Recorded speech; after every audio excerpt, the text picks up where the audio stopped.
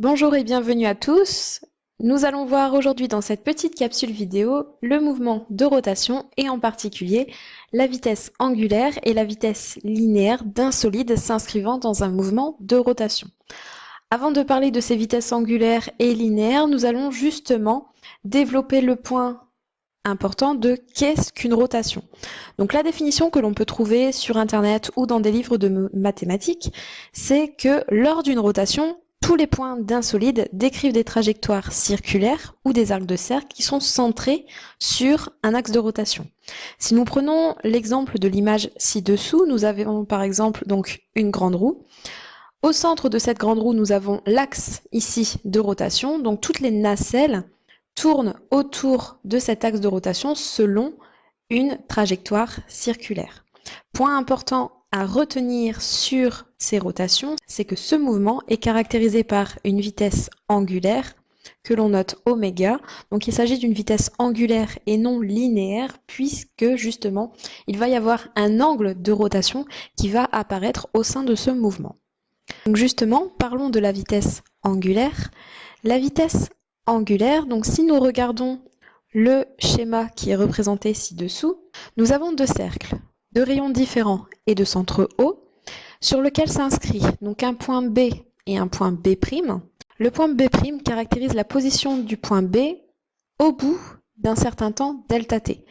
Et donc ces deux points B et B' sont séparés d'un angle alpha. De la même façon, sur le plus grand cercle, nous avons le point A qui, après un certain temps, se retrouve à un point A', et il y a donc également ce même angle alpha qui s'inscrit entre OA et OA'.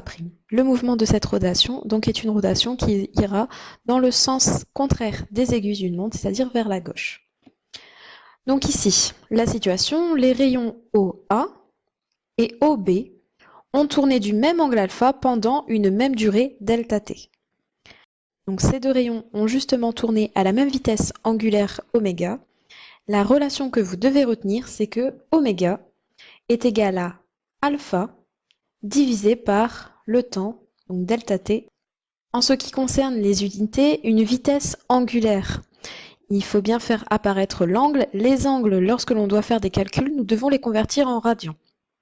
Donc comme il s'agit d'une vitesse angulaire, l'unité sera radian par seconde. De la même façon, l'angle, ici alpha, sera temps radian et le temps, l'intervalle de temps, sera en secondes. Un petit rappel que vous connaissez déjà, c'est que 180 degrés correspond à pi radian. Donc pour faire vos conversions, il vous suffira de poser ce produit en croix.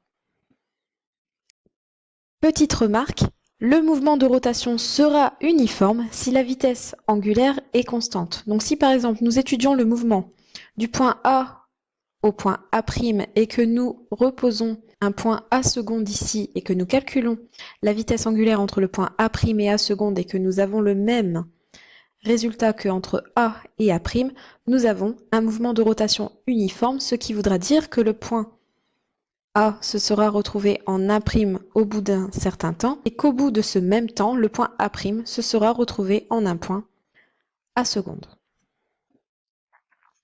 Parlons maintenant de la vitesse linéaire parce que nous arrivons à faire un lien entre la vitesse linéaire et la vitesse angulaire avec une formule. Un schéma qui fait penser justement au précédent. Donc la vitesse linéaire d'un point d'un solide en rotation dépend de oméga, c'est-à-dire de la vitesse angulaire, mais aussi de sa distance grand R à l'axe de rotation. La formule que vous devez retenir, c'est que la vitesse linéaire, donc petit v, est égale à grand R, la distance entre le centre et ici le point sur la trajectoire circulaire, multiplié par la vitesse angulaire oméga. Donc au niveau des différents membres de cette relation, nous avons V, vitesse linéaire, qui est en mètres par seconde. Vous pourrez revoir la capsule vidéo précédente en ce qui concerne justement ces vitesses linéaires.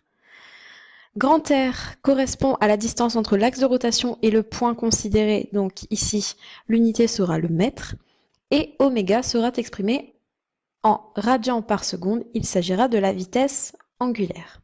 Cette capsule vidéo est maintenant terminée. Je vous remercie de votre attention et l'on se retrouve pour la prochaine capsule vidéo. Bonne journée!